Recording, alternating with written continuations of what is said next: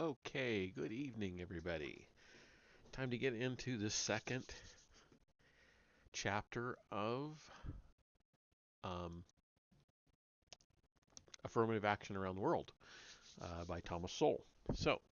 This is a fairly long chapter. I might have to take a break in the middle of it because it's long. But I want to get through it in one night if I can. So, chapter 2. Jump right into it too. Here, Affirmative Action in India.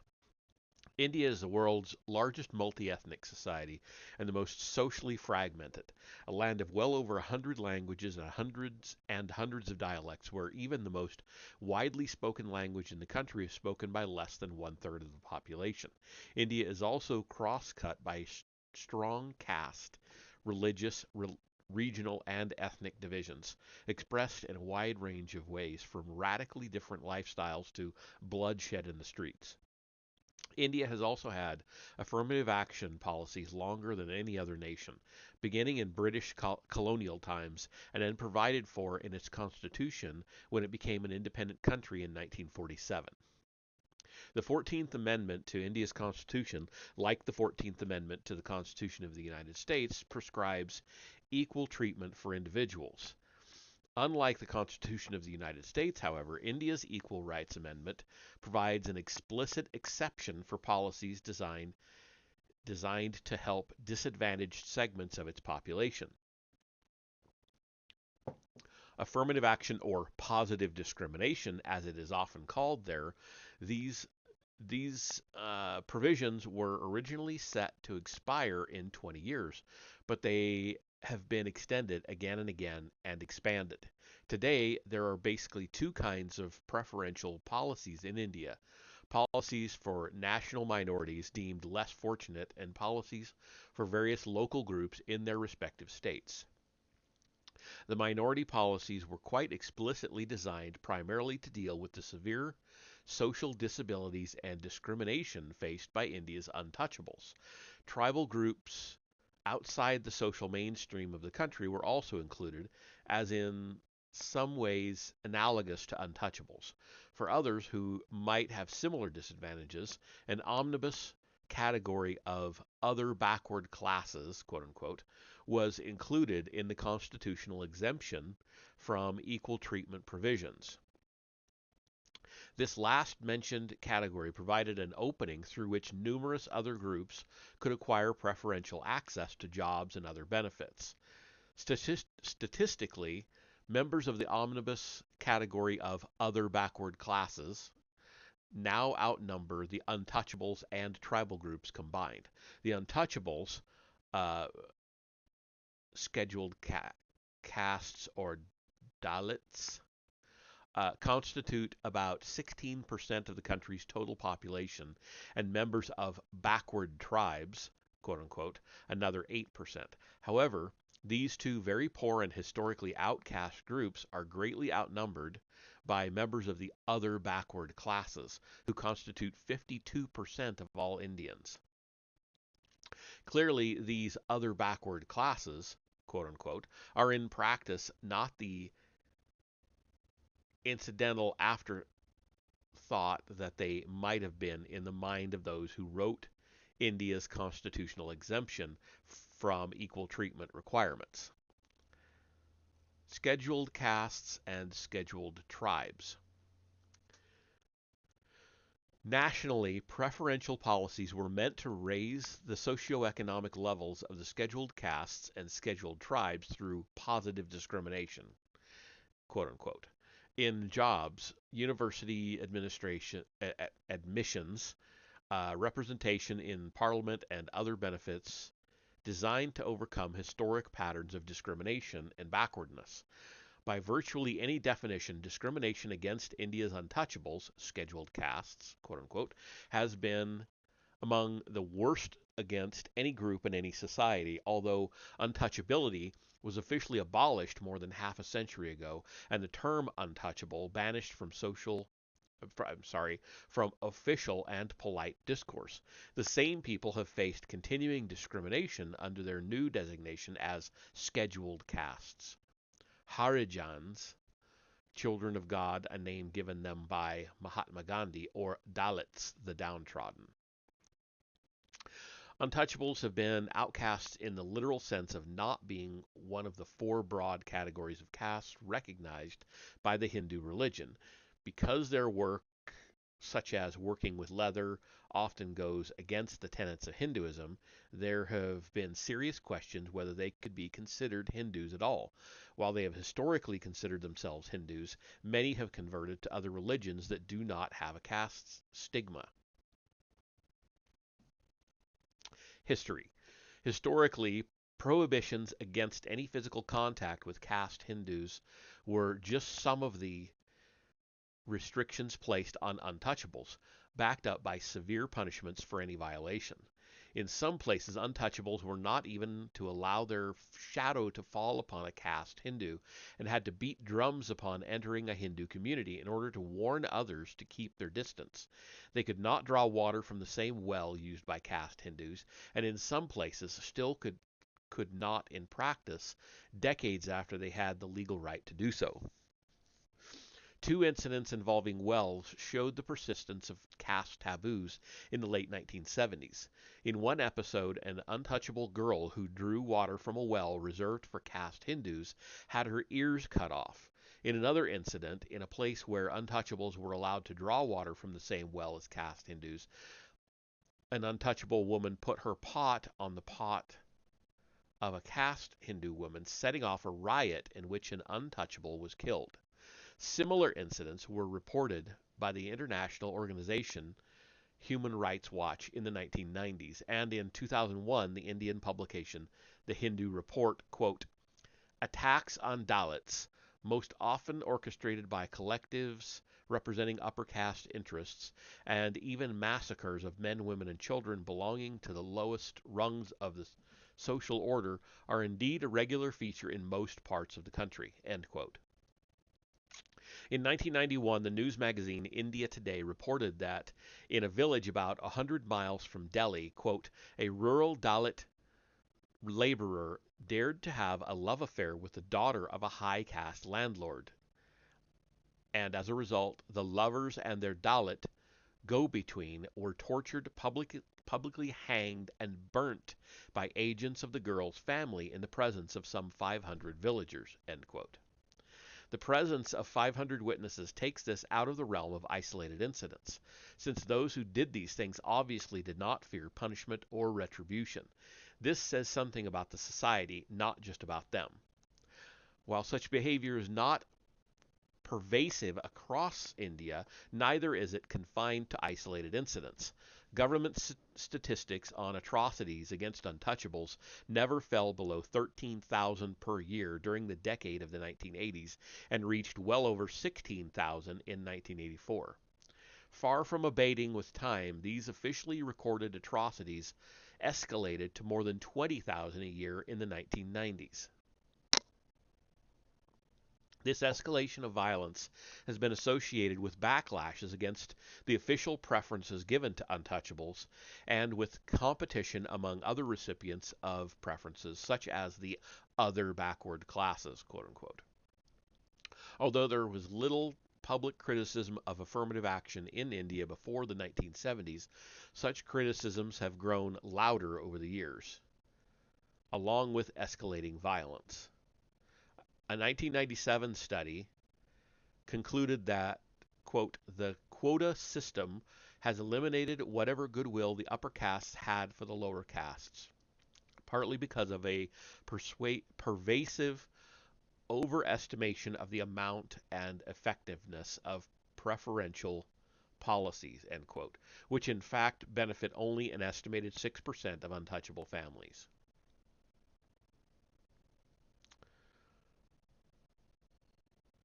Okay. It keeps telling me that I'm going into an ad, but I don't see it.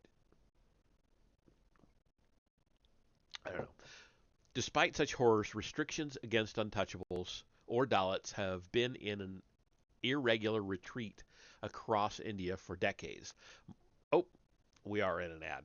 All right. So I'll start that paragraph over when we come back. Um,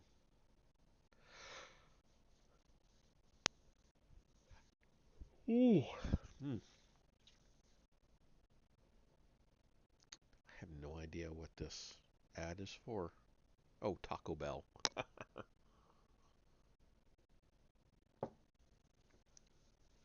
And now Charles Barkley talking about something. All right. We should be coming back here in just a few seconds, and I will start that paragraph over. Okay, says we're back. So I'm going to start that paragraph over. Despite such horrors, restrictions against untouchables or Dalits have been in an irregular retreat across India for decades, more so in the cities than in the countrysides, and more so in public accommodations than in religious temples. As a 1997 study reported, quote, the social stigma of caste and tribe is absent in day-to-day intercourse in urban centers, but in rural India, to be from a scheduled caste or scheduled tribe is still a social burden, end quote. Yet in some places, untouchable university students are socially accepted as roommates of caste Hindus. In other contexts, according to a Human Rights Watch report in 1999, Dalit women were, quote, raped as a form of retaliation, end quote, by upper class men when there were organized movements among the Dalits to seek enforcement of minimum wage laws or other redress. India is a nation of sharp contrasts in this as in many other things. One sign of these contrasts is the sixth annual report of the Commission for Scheduled Castes and Scheduled Tribes in 2001, which found that 3 states provided nearly two-thirds of all the thousands of atrocities committed against untouchables, while there were several other states with none. While the untouchables are in many places too economically dependent, powerless, and outnumbered to do much to defend themselves, in other places where they have been able to respond, that response has been extreme, in both political and physical terms. The state of Bihar has been particularly prime to violence and counter-violence involving the scheduled castes. After 2 families of untouchables were murdered in 1987, neighboring villages inhabited by members of higher castes were attacked by almost 1,000 men armed with sticks, spears, and guns. Villagers were pulled from their homes, hacked to pieces, and thrown into flames by attackers who shouted, "We will take revenge," and "Love, live." I think that's supposed to be maybe long live the Maoist Communist Center. I'm not sure. Although the attackers had guns, they preferred to cut their victims to pieces. The classical 4 castes of the Hindu religion are fragmented into literally thousands of local castes or subcastes, which are what circumscribe people's social life. Back in colonial times, the British had a list or schedule drawn up of those castes which were considered untouchable.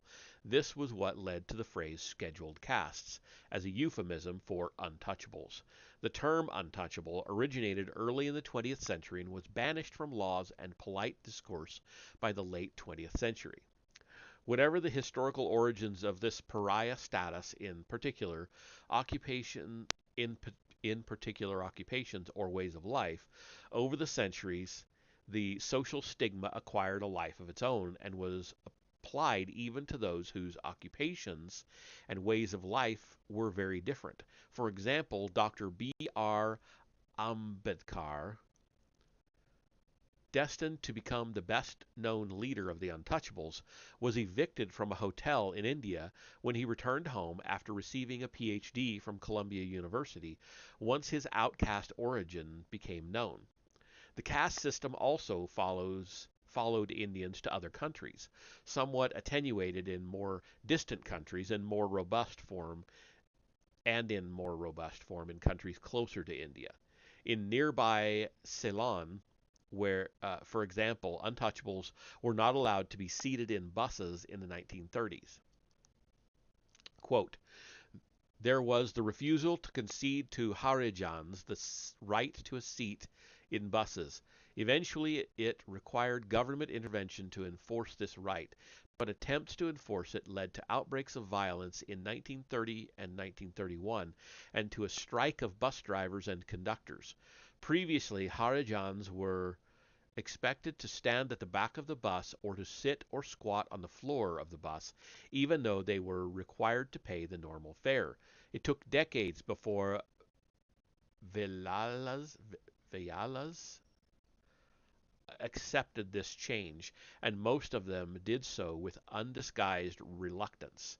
Discrimination against Harijans extended to restrictions on entry into cafes and eating houses, access to village amenities like wells and cemeteries, and on the clothes they wore. Their right to wear shoes was a frequent point of contention. End quote. Historically, then, the untouchables were clearly an oppressed minority. Many people did not consider untouchables to be Hindus at all because, one, they were not among the four Varnas designated by the Hindu religion, but were literally outcast in the sense of being outside and below those in the caste system. And two, some of their occupations involved making products from animals slaughtered in violation of Hindu tenets. Only relatively recently, as history is measured, did a widespread concern for the predicament of the untouchables arise in the early decades of the 20th century, nor was this belated concern wholly a matter of humanitarian consideration. During the latter colonial era, as Indians were struggling to achieve independence from Britain, the inclusion or exclusion of untouchables from the ranks of Hindus had profound political implications for the political balance of power between Hindus and Muslims. It says Moslems, Moslems, in post independence India. Politics, therefore, dedicated. I said it wrong twice. Politics therefore dictated concern for the classification of the untouchables and led Hindus to accept untouchables as fellow Hindus for political purposes, even if they were still kept out of many temples. In this climate of opinion, Dr. B.R. Ambedkar sought to gain whatever concessions he could, and Mahatma Gandhi made the fate of untouchables a moral issue. Even for Gandhi, however, the overriding concern was that the untouchables remain classified as part of the Hindu electorate. When the British created a special electorate for the untouchables in 1932, Gandhi vowed to fast till death unless this decision was reversed. In the national crisis that this created, a compromise was reached in which there was to be no separate electorate for untouchables, but they would still have seats reserved for them in the legislature. This historic episode has sometimes been depicted as a fast against the principle of untouchability, rather than as what it was, a desperate effort to keep the Hindu vote from being splintered. Nevertheless, the increased attention to the untouchables and their problems growing out of this episode led to various attempts to better their condition. In some states, there were laws passed to grant them equal access to public accommodations, including Hindu temples. There was also preferential access to government jobs for untouchables in some states. In short, preferential policies for untouchables began under British colonial rule and were later expanded after India achieved national independence.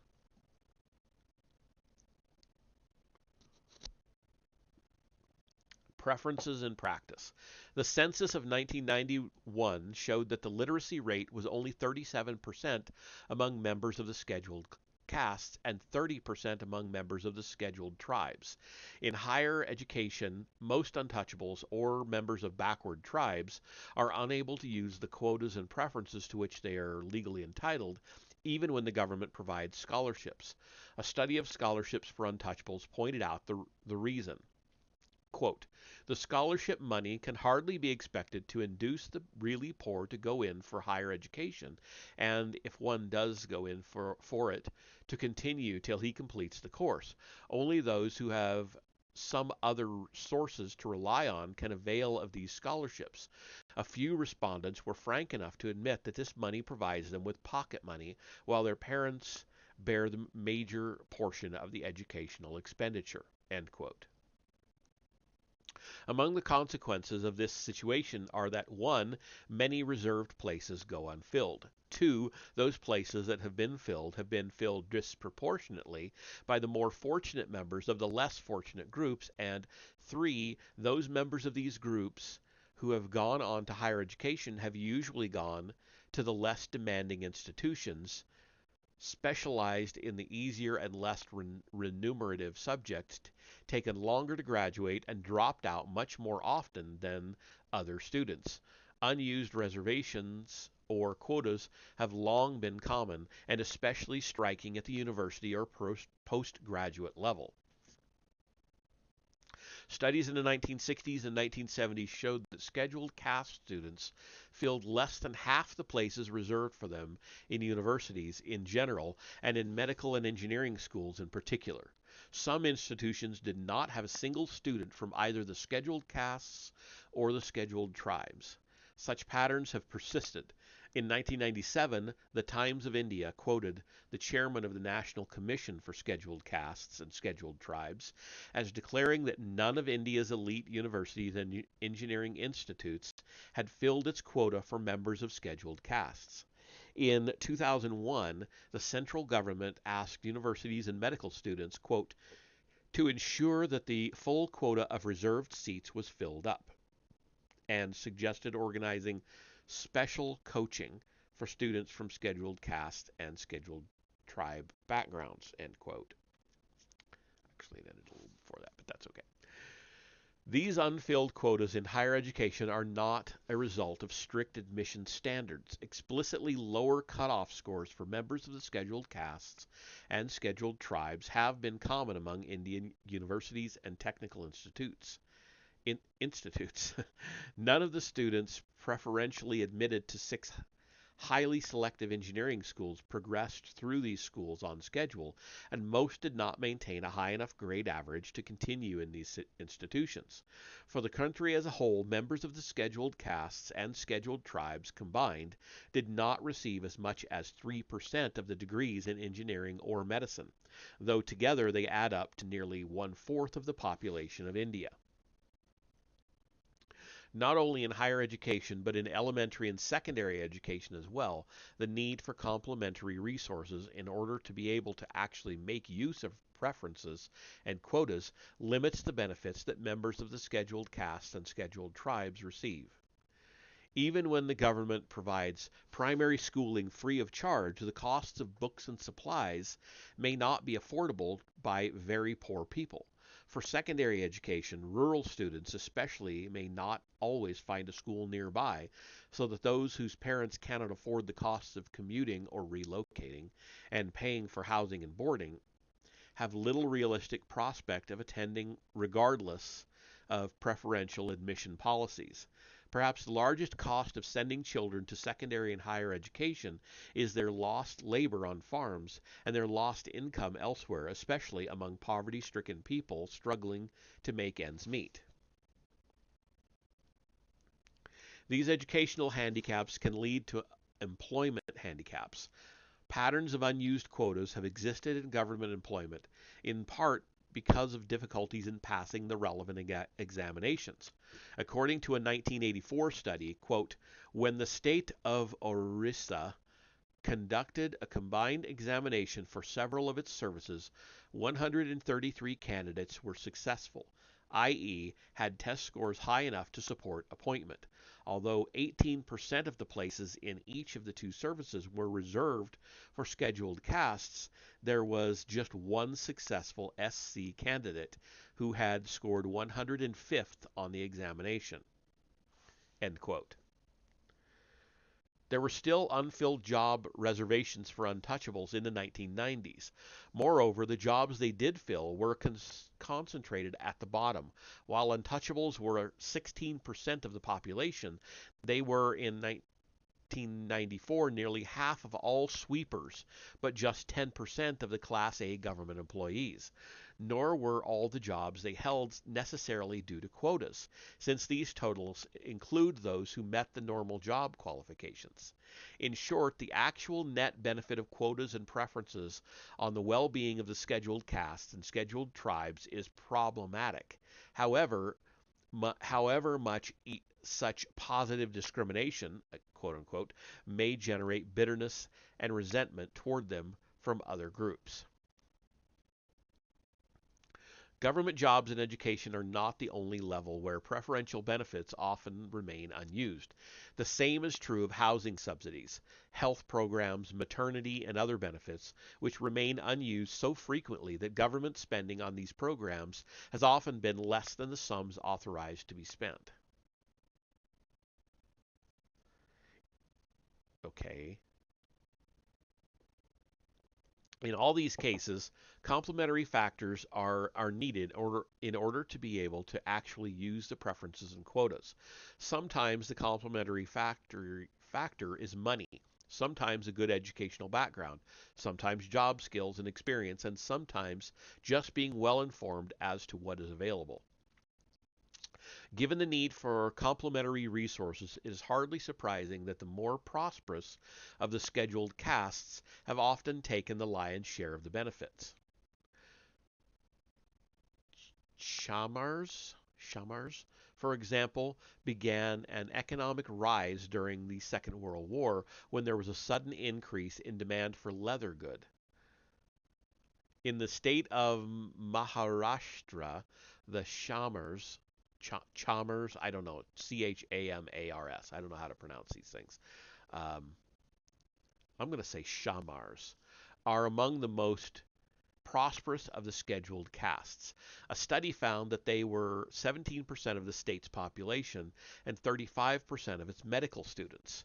In the state of Haryana, the Shamars received 65% of the scholarships for the scheduled castes at the graduate level and 80% at the undergraduate level. Meanwhile, 18 of the 37 untouchable groups in Haryana failed to get any of the preferential scholarships. In the state of Madhya Pradesh, Shamars were 53% of all the scheduled caste students in the schools of that state. In Bihar, just 2 of the 12 scheduled castes in that state, one being the Shamars, supplied 61% of the scheduled class students in school and 74% of those in college. In Uttar Pradesh, according to the Economic and Political Weekly, the Shamars, quote, have nearly monopolized the Dalit quota, end quote. In 2001, Uttar Pradesh passed an ordinance splitting the quota for the scheduled castes so that Shamars were limited in how large a percentage of the government jobs set aside for scheduled castes they could receive. However, in early 2002, the Supreme Court stayed the implementation of that ordinance. In the state of Tamil Nadu, various less fortunate castes constituted 12% of the backward classes in that state, while more fortunate castes constituted 11% of the backward classes.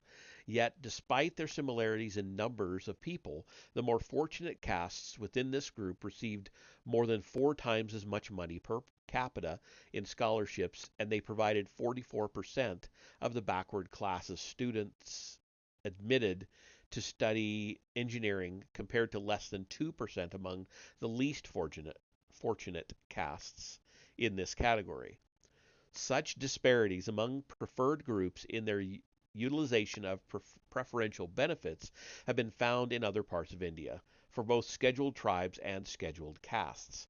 Similar disparities among the other backward classes, quote unquote, have led to demands for quota within quota, another quote unquote, policies, so quota within quota policies to prevent the more advanced of the other backward classes, widely known as the creamy layer, from taking the lion's share of the quotas at the expense of what are called the most backward classes, quote unquote. When it comes to seats in both the national and state legislatures set aside for untouchables, the pattern once again is one of a disproportionate share of these benefits going to those who were more fortunate to begin with, while members of 60 65 untouchable subcastes were eligible for legislative seats in the state of Andhra Pradesh, only 5 of these 65 untouchable subcastes were actually represented in that state's legislature. People who were not born untouchables held a majority of the seats set aside for untouchables in the state of Rajasthan. At one time, 16 of the 28 legislators holding seats reserved for untouchables in that state had acquired certificates of untouchability by being adopted. Adoption as untouchables has also been used by students as a means to gain admission to medical and engineering schools, among other means of redesignating themselves to take advantage of group preferences and quotas. Although reserved seats in legislatures were scheduled to expire in 10 years, they were repeatedly extended as new deadlines for their expiration arrived.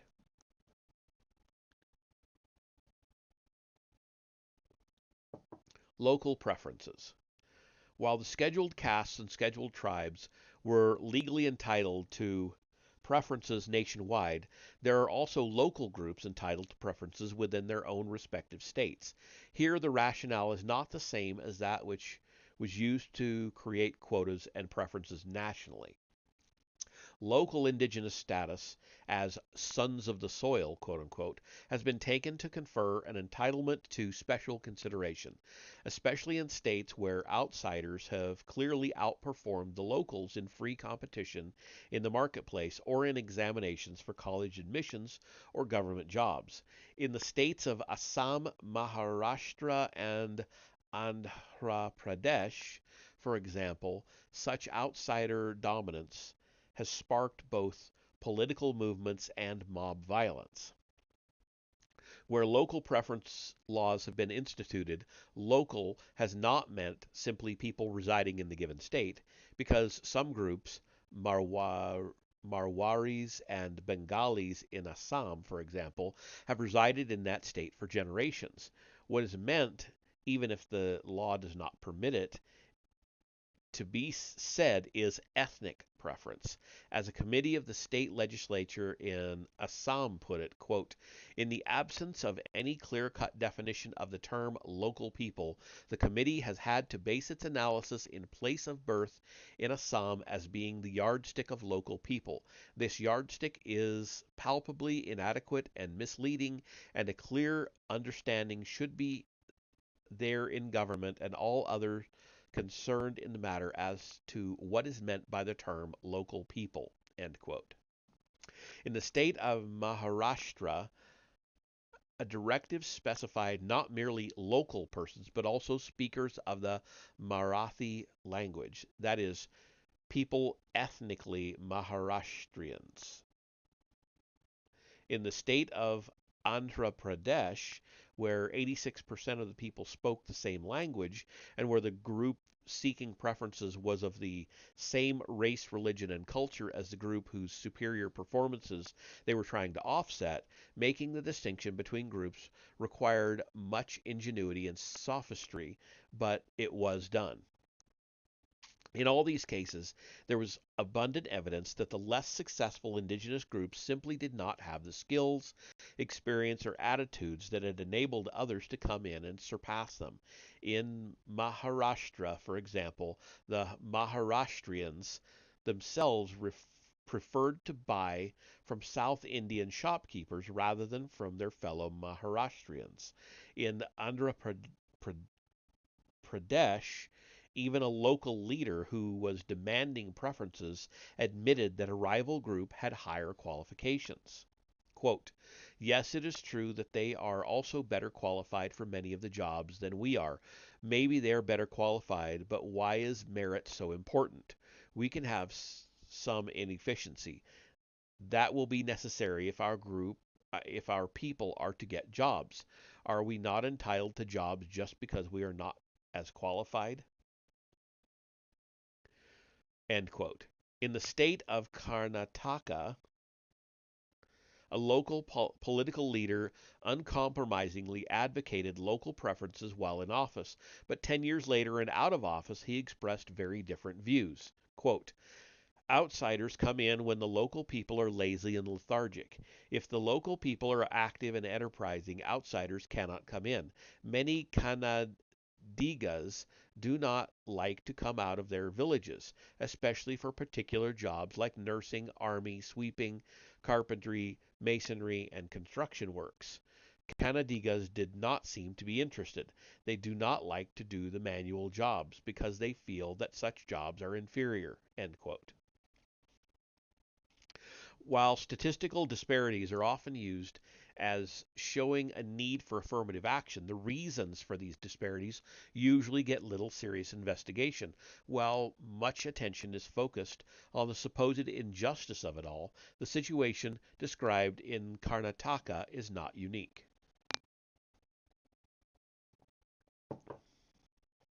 Andhra Pradesh.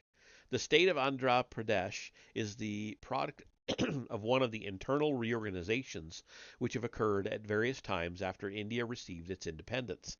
During the era of British colonial rule, the city of Hyderabad was capital of the state of Hyderabad, a state ruled by an Indian prince. Meanwhile, ethnically and culturally very similar people living in the adjoining state of Madras were under the rule of the British. After India became independent and absorbed the princely state of Hyderabad, it was understandable that a territorial reorganization would bring these very similar people together in the newly created state of Andhra Pradesh. But although these people were the same in such things as race, language, and religion, their different histories under two different sets of rulers turned out to create very serious social, economic, and political disparities. As elsewhere on the Indian subcontinent, people living under indigenous rulers tended not to become as educated or as modernized as those living under British rule. For example, 17,000 out of 22,000 villages in the state of Hyderabad lacked a school. It was already understood on all sides before the creation of the new state that the people known as Andhras, who had lived under British rule, had become more advanced in agriculture, in education, and in modernization in general than the people called Telanganans, who had lived under princely rule in Hyderabad. Accordingly, various safeguards, quote unquote, were provided in 1956 to assure the Telanganans of among other things, numerical representation in government and in educational institutions for a period to end in 1969. However, when time for the end of these preferences and quotas arrived in January 1969, demands were made for their extension and expansion. What had happened in the intervening years was that the Andhras had surpassed the Telanganans in field after field, wherever they came into competition. The city of Hyderabad, as the capital of the new state of Andhra Pradesh, became a center of competition and confrontation between the Telanganans and the Andhras. Although Hyderabad was located in the Telanganan region, and Andhras, who had migrated there, were more successful in this competition and formed what became known as the Andhra colonies in this capital. By 1961, one-fourth of Hyderabad's inhabitants were migrants. Although most Indians were and would remain for decades more illiterate, most of the Andhra migrants were literate and thousands of them had gotten higher education. Unskilled migrants in the city were largely from other parts of the Telanganan region, while Andhra migrants held clerical and other white collar or middle class jobs. Andhra farmers followed a long standing practice of buying up land from Telanganans and making it more productive. The Green Revolution, quote unquote, was put to use by the Andhras but not by the Telanganans. In short, the Telanganans were bested in many ways on their own turf, despite the preferences and quotas known as safeguards, and were therefore understandably apprehensive about their future if these safeguards ended on schedule in 1969. University students began protests that spread to other areas and escalated into mob attacks on railroads and government facilities. State officials promised to replace outsiders with local Telanganans in government jobs, but the Supreme Court of Andhra Pradesh ruled that they had exceeded their authority. Later, India's Supreme Court overruled the state court, allowing local officials to proceed with local preferences. This set off 6 months of violence by contending forces in Andhra Pradesh. Telanganans had now began to demand their own separate state, which would have given them the uncontested right to establish their own preferences and quotas. But the central government of India saw in this the threat that other states would begin to fragment into innumerable ethnic enclaves seeking their own statehood. Although it was legal for a state to establish preferences and quotas to favor its indigenous people over outsiders, in this case, both contending parties were from within the state. Amid political strife and violence in the streets, a compromise was worked out, even though it required a constitutional amendment. Preferences and quotas for local people were now officially permitted within a region, within a state. This gave the Telanganans what they wanted without the need to fragment the state. Although the situation in Andhra Pradesh was ultimately resolved without the ongoing strife found in other Indian states, this unusual situation highlights the fact that the differences in language and religion, which have been so contentious in other states, are neither necessary nor sufficient to cause intergroup polarization. What the situation in Andhra Pradesh had in common with intergroup conflict in other states and nations was that one group was unable to compete on even terms with another and therefore turned to politics and to violence to get the preferences and quotas they wanted.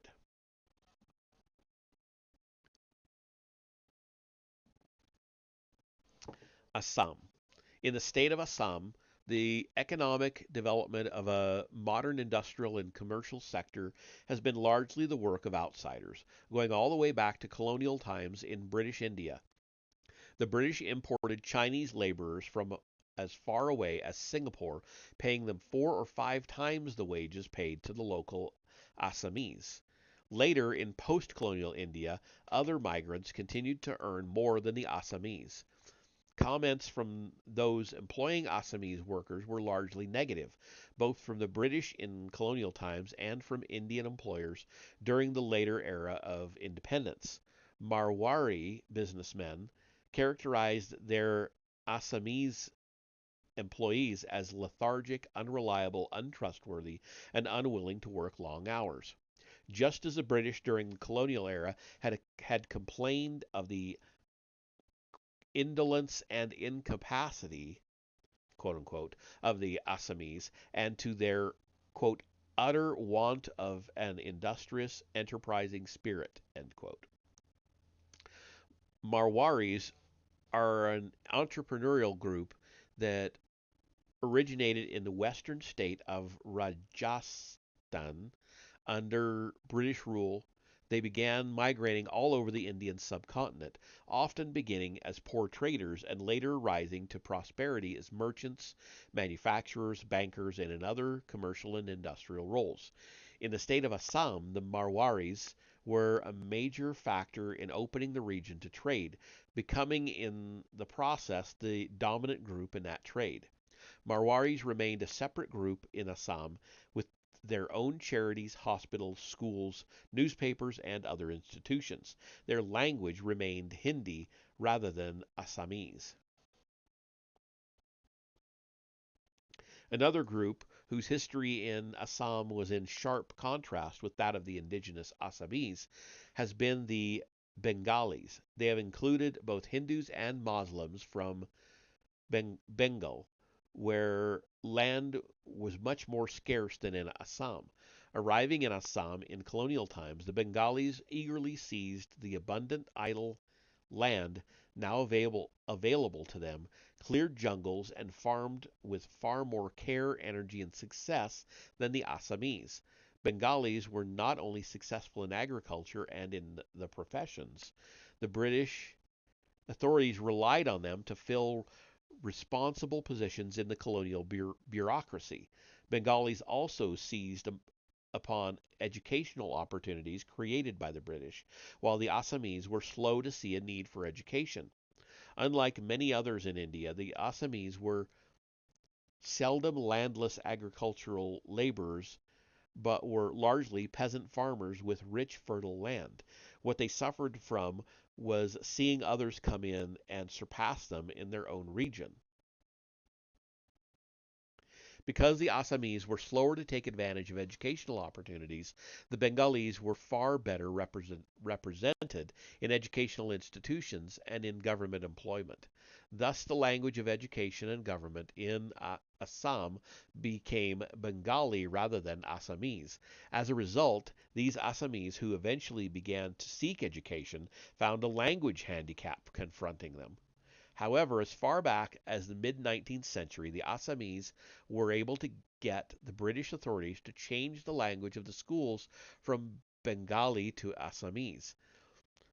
Political activity to redress the imbalances created by unequal competition elsewhere became a pattern for the Assamese in the years and generations that followed.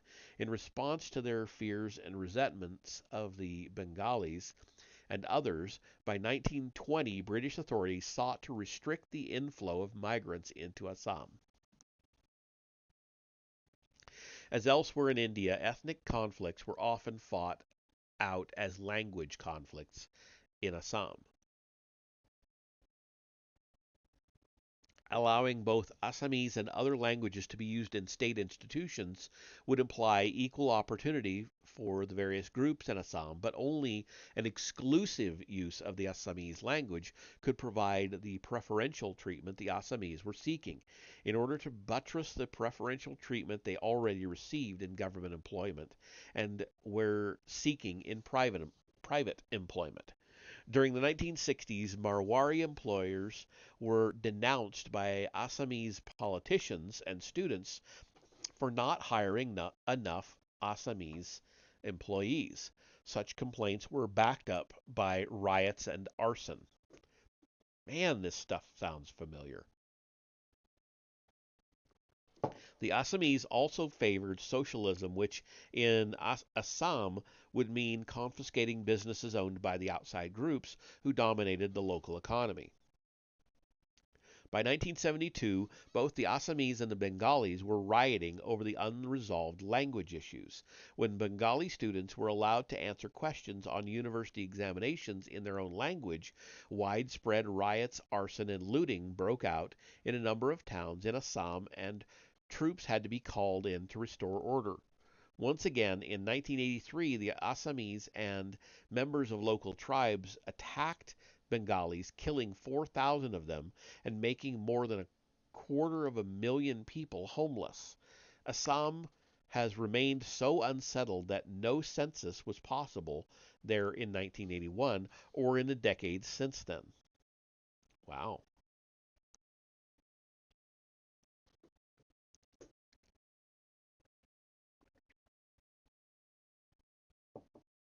Okay, I'm at a good pausing point. I'm going to go get some more water, and I will be right back very shortly. Just long enough to fill water is about all I plan on taking. So, be right back.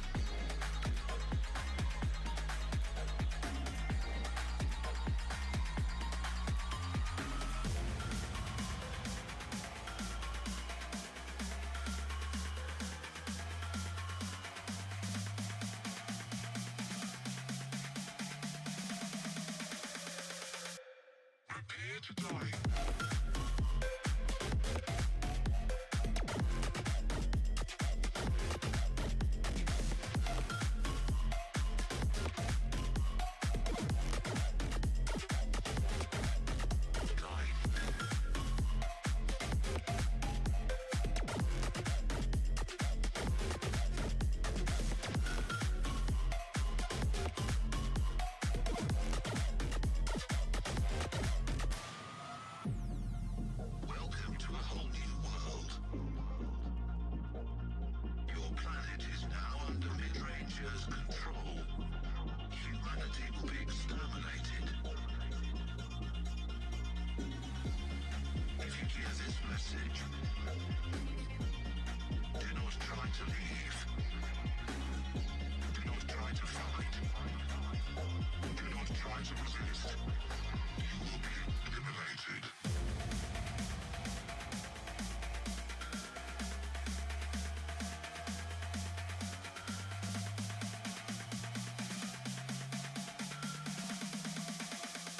You will be eliminated.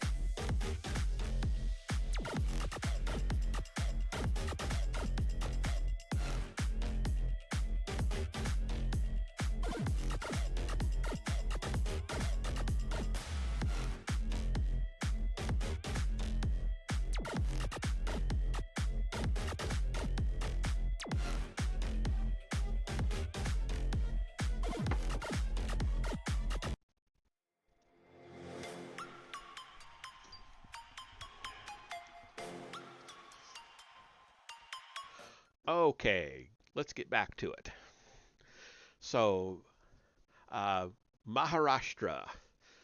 Violence in pursuit of ethnic preference claims have not been confined to Assam. In Maharashtra, a paramilitary movement called Shiv Sena, or Sena, I don't know. I'm going to say Sena. Shiv Sena has specialized in intimidation and violence directed against various outsiders who dominated the economy of Bombay, the capital of Maharashtra, as various other outsiders dominated the economy of Assam.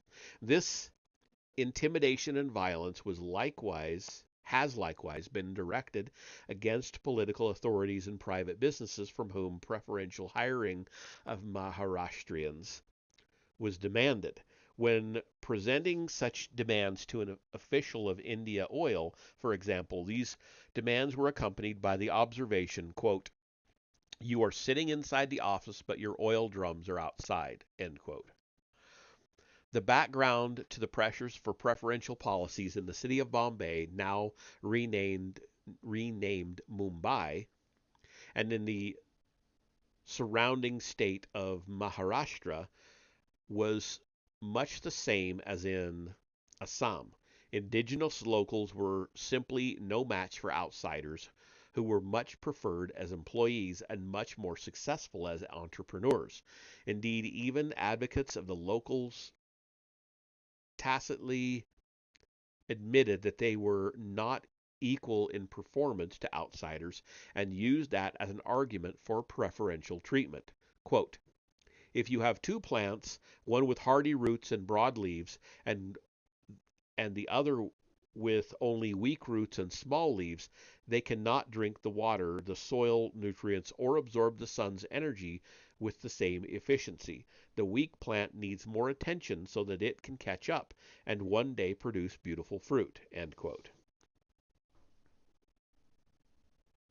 Entrepreneurs from the neighboring state of Gujarat were the largest group of executives in Bombay in the middle of the 20th century and were more than half of all managers in companies surveyed then. Maharashtrians were virtually non existent at these high levels and were also not much in demand as workers since they were considered to be lacking in both skills and productive attitudes. All this was turned into sources of resentment of discrimination, quote unquote, against indigenous locals by an ambitious editor named Bal Thackeray, who also founded the Shiv Sena movement to redress these grievances. In 1965, the magazine that Thackeray edited ran a series of stories about the dominance of outsiders in high economic positions in Bombay. These exposés not only caused the magazine's circulation to skyrocket, it created an atmosphere in which the Shiv Sena movement could be born and flourish.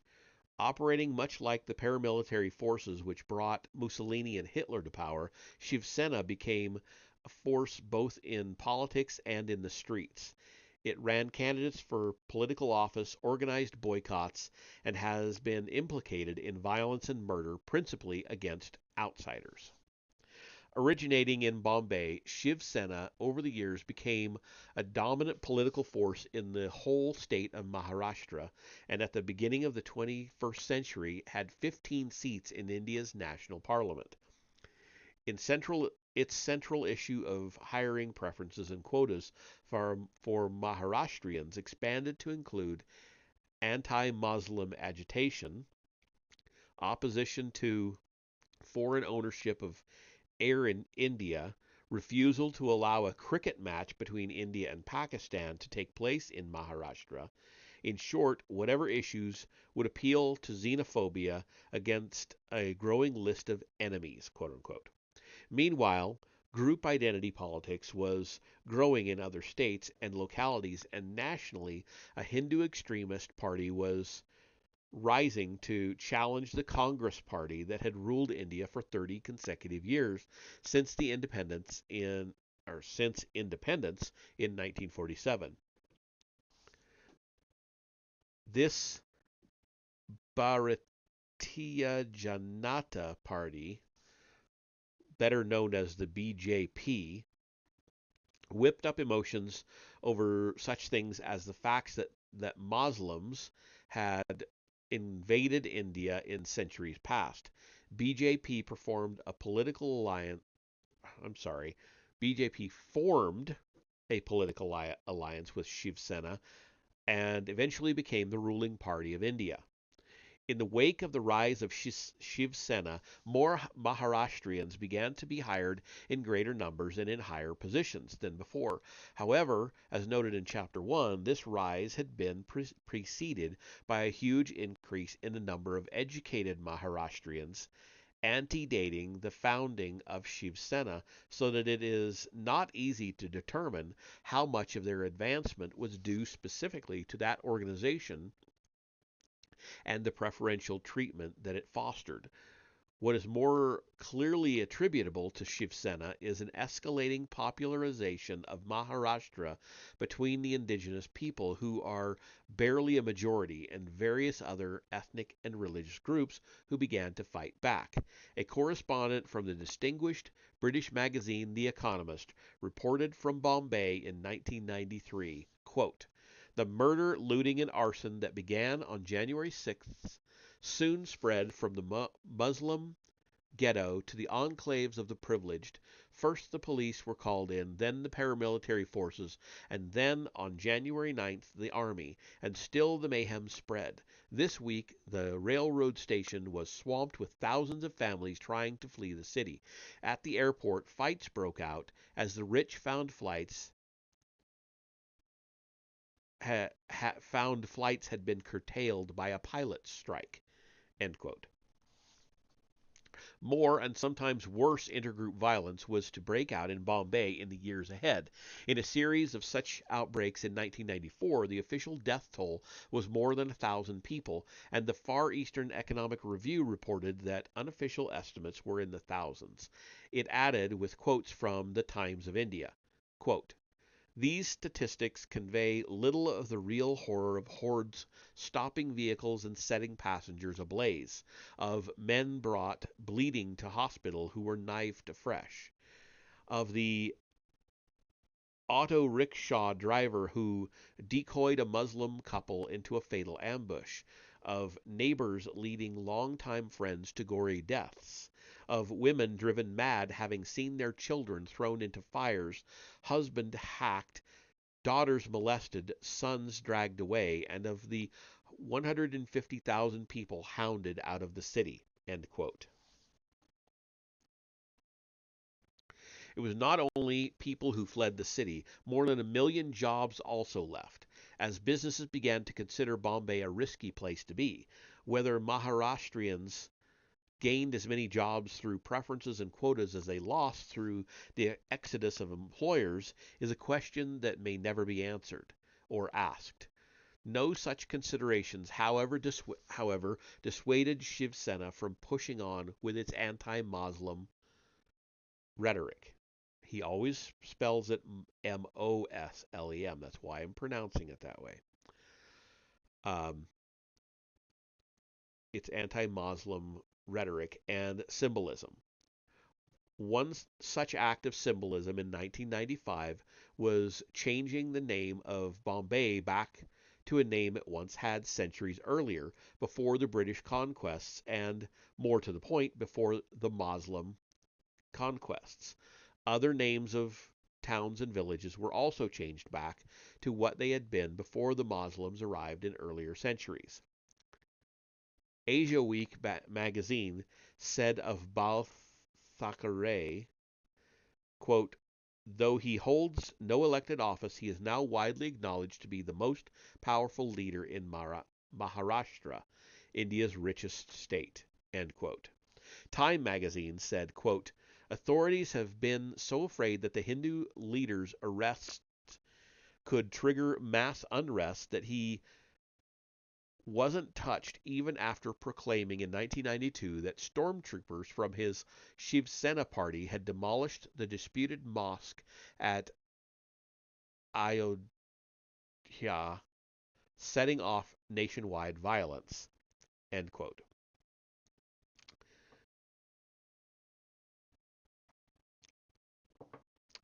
The turmoil that has been the life's blood of an extremist movement like Shiv Sena has drained away economic resources from Bombay slash Mumbai, despite the city's long predominance as India's preeminent commercial and industrial center.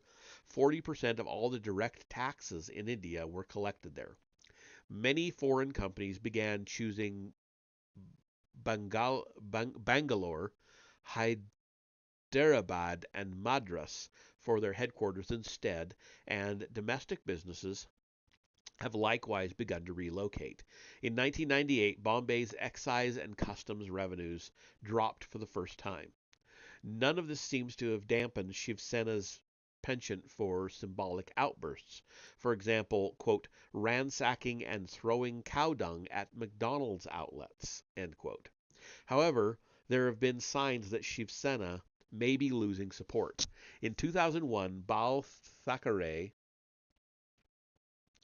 was finally arrested for his part in the destruction of a mosque that he had admitted publicly 9 years earlier. However, the political success of local xenophobic movements seeking preferential treatment in various parts of India has promoted xenophobia of other kinds, including anti-Western xenophobia. The state of Uttar Pradesh, for example, has officially banned Valentine's Day celebrations, and gangs in the state of Orissa have launched attacks on Christians. Excuse me. Quote, Bibles were burnt, priests and nuns assaulted, churches damaged, and chapels set afire. Graham Staines, charred to death with his children, Father Christodus, paraded naked and humiliated on the streets of Dumka, and a nun in Bihar forced to drink human refuse. End quote.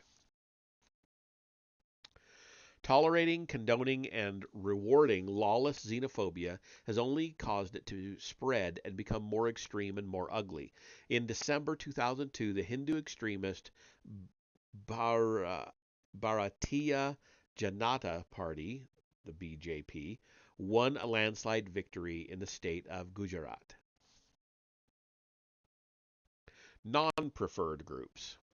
Despite the relatively small amount of actual realized benefits to the untouchables and poor tribal groups, the whole system of preferences and quotas bears heavily on non-preferred groups, especially those higher caste individuals who do not have independent sources of income or wealth, and who are therefore more dependent on access to education for professional and government jobs.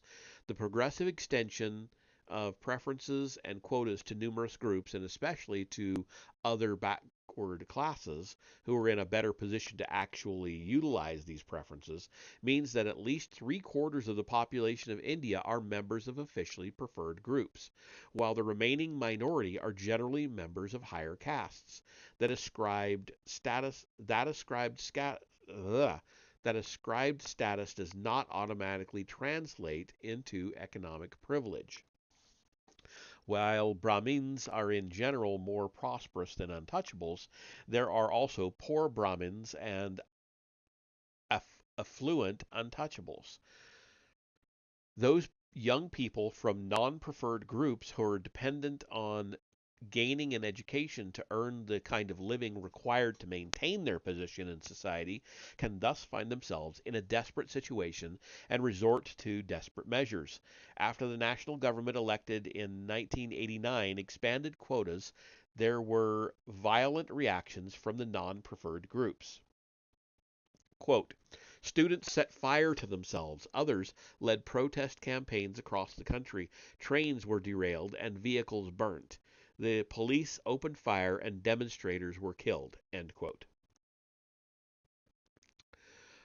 Much more is involved here than a simple moral melodrama of the rich versus the poor. Most of the truly poor are little affected by the preferences and quotas instituted in their name, but going primarily to others.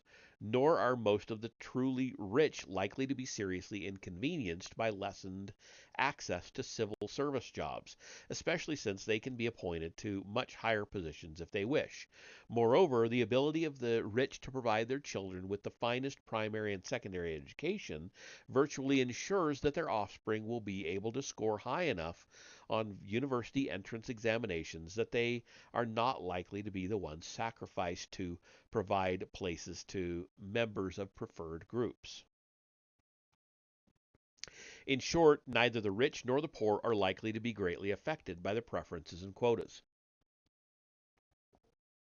It is those in between who receive either windfall losses or windfall gains, according to which broad brush category they happen to fall in, and regardless of whether their individual circumstances are more fortunate or less fortunate. As for the genuine affluent or wealthy, they seem to have done well. As one study concluded, quote, the wealthier 25% now owned more land than they had a generation earlier, and the level of rural unrest had risen in proportion to the immiseration of scheduled caste families, end quote. Preferences and quotas are not merely zero-sum games, as the rich versus poor image might suggest. There are costs to society as a whole, borne to some extent by all the various groups in it. These include whatever losses of efficiency may follow from putting less qualified people in particular jobs or admitting them to universities for which they do not qualify and from which they are unlikely to graduate. More serious costs include increased intergroup hostility as well as the violence and deaths to which this often leads.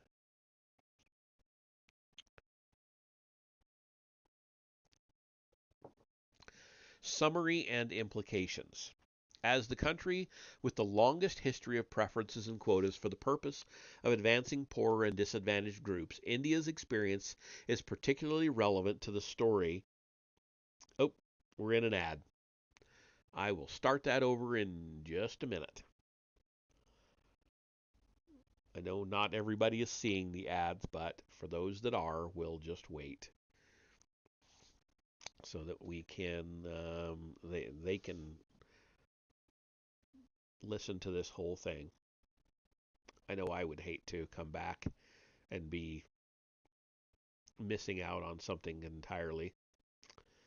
So as soon as this Red Bull ad is done, we'll get back to it. Should be just a few seconds. Okay, it says that we're back, so I'm going to start that paragraph over. Summary and implications. As the country with the longest history of preferences and quotas for the purpose of advancing poorer and disadvantaged groups, India's experience is particularly relevant to the story of the actual consequences of such programs, as distinguished from their hopes or rationales. Much of what happened in India foreshadowed what happened later in other countries that followed in her wake with similar affirmative action policies. The record is particularly clear in India because of more detailed statistics being available on the country's many subgroups, while statistics in the United States, for example, are kept on such broad brush categories as blacks, whites, and Hispanics. In India, the four broad castes of Hindus are broken down more finely into the many subcastes that are the living reality in particular localities across the country. Thus, it is easier to see how the benefits set aside for untouchables go disproportionately to those groups of untouchables who are more prosperous, while there is evidence that preferences and quotas in the United States, and in Malaysia and Sri Lanka for that matter, also benefit primarily the more fortunate members of less fortunate groups.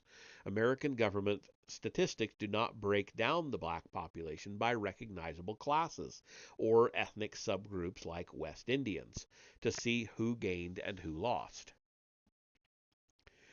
There is no need to quarrel with the underlying purposes of affirmative action programs to help severely disadvantaged groups, nor is there the slightest reason to doubt that India has had and continues to have some of the poorest and most oppressed groups in the world.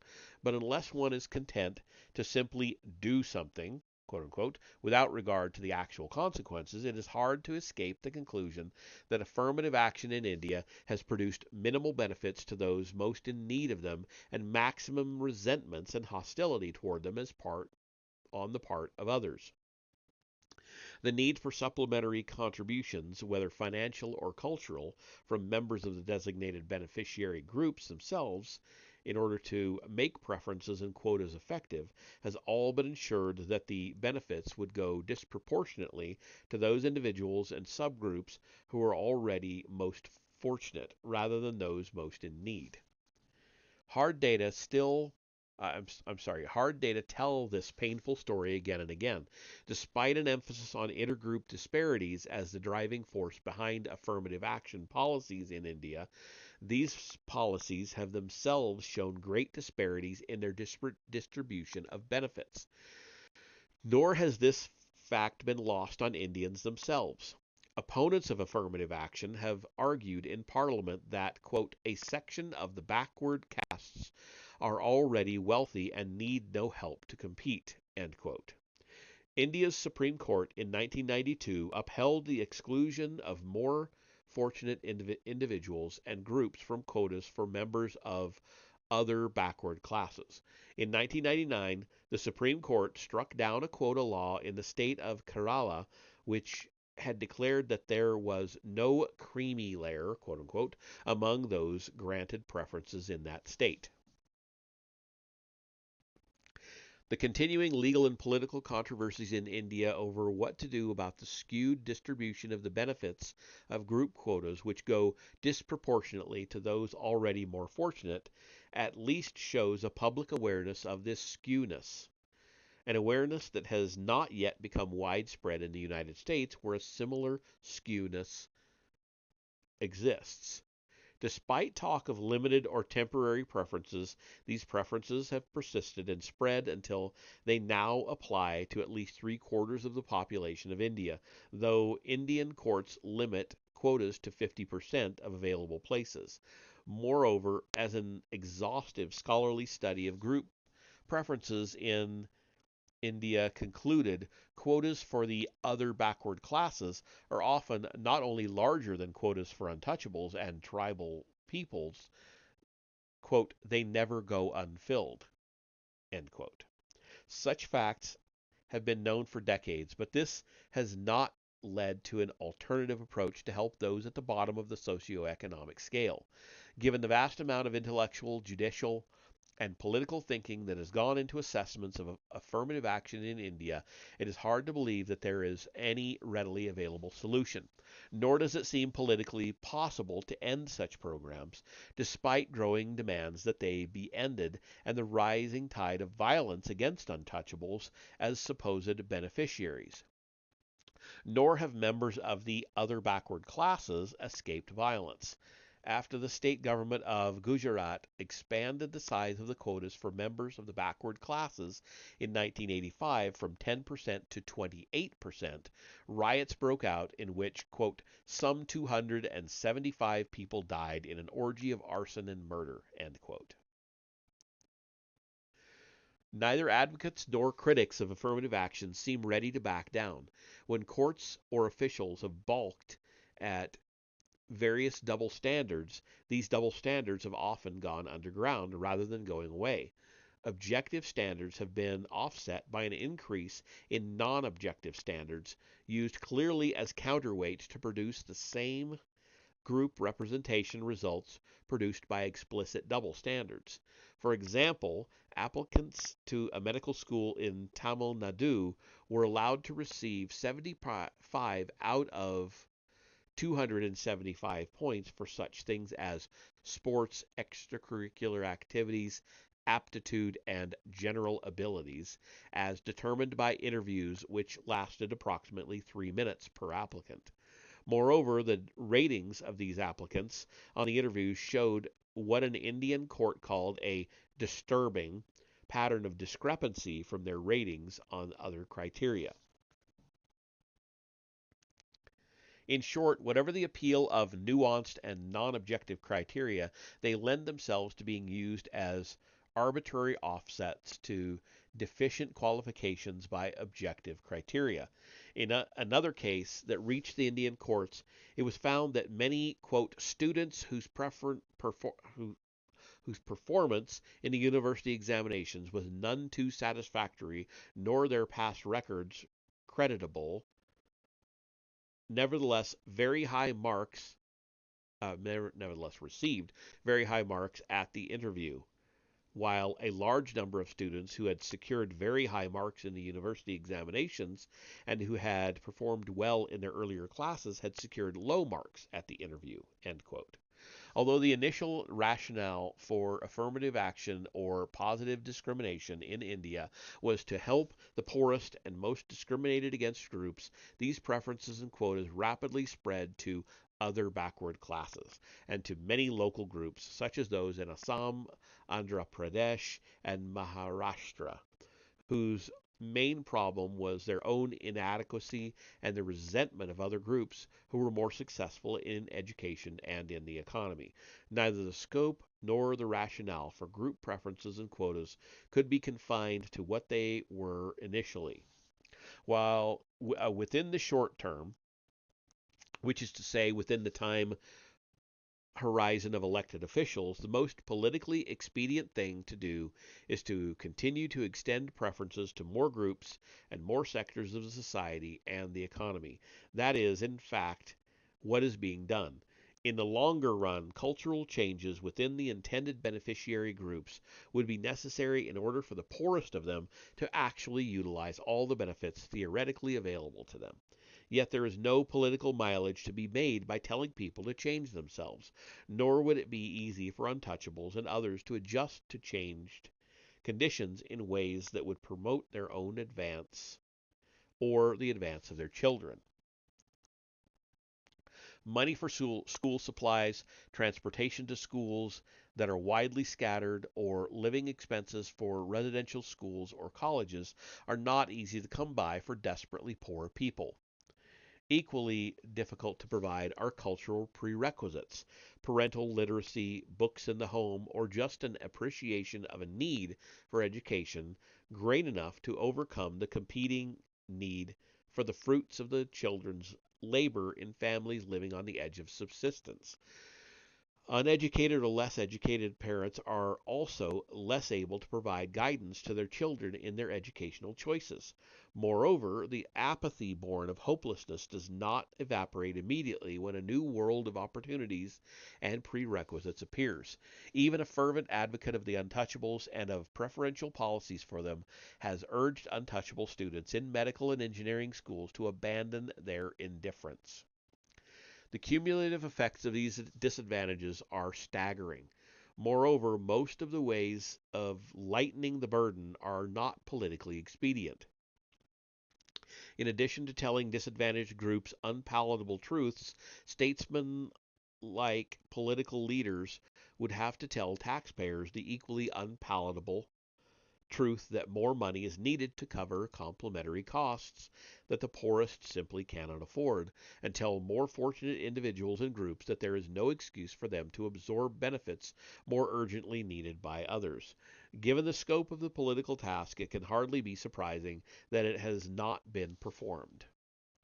Even for intellectuals on the sidelines and free of the need to get reelected, there are challenging tasks. The first challenge is to give up easy indulgence in moral melodrama and look at the actual empirical consequences of affirmative action rather than its rationales or its vision. It is so much easier to condemn a painful social reality than to determine what can be done in an almost impossible situation to make matters incrementally better without making other things worse. Dealing seriously with such problems means giving up easy, feel good gestures like adding points to the scores of less fortunate applicants for university admissions and subtracting points from the scores of the more fortunate, none of which changes the underlying realities or the consequences of that of consequences that will ultimately follow from these realities, including massive failures of students in settings where they are overmatched. Any serious concern for the success of socially disadvantaged students in higher education must begin years before they reach universities.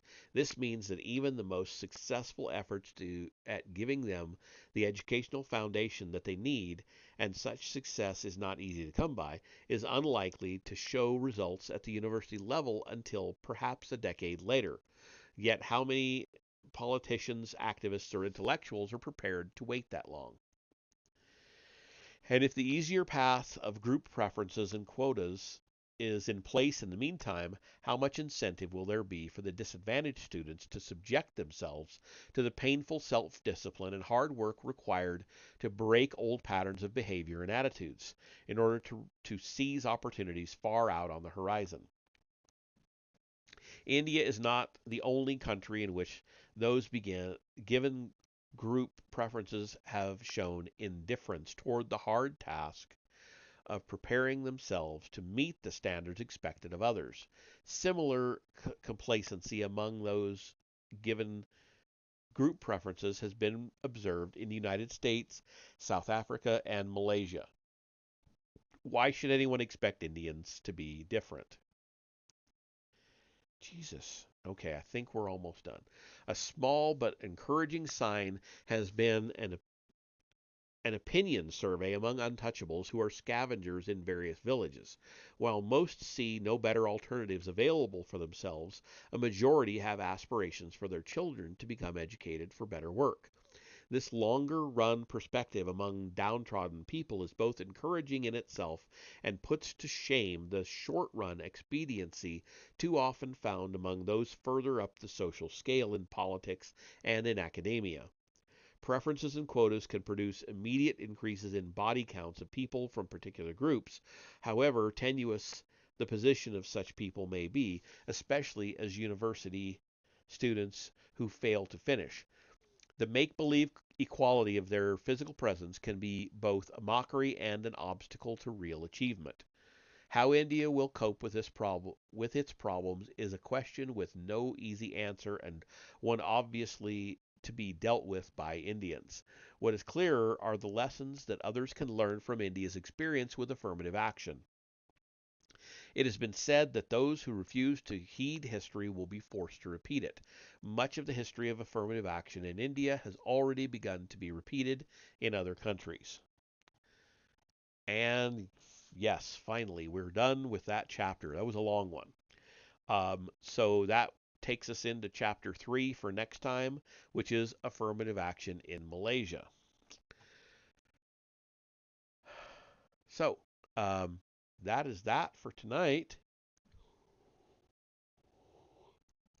I am going to go ahead and raid somebody, I think, because why not? So it looks like Vesper's on. So I'm going to take us on over there. So bear with me a minute, and I will get us on over there, and I'll see you in a minute.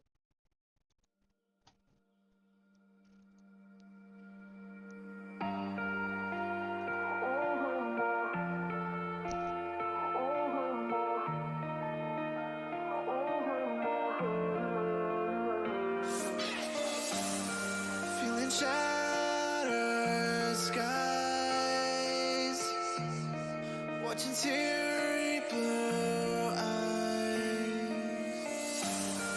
Wonder where Change of plans. We're going to Mr. Blitzer. find some peace of mind. Not my talk I've had, but more sophisticated into love.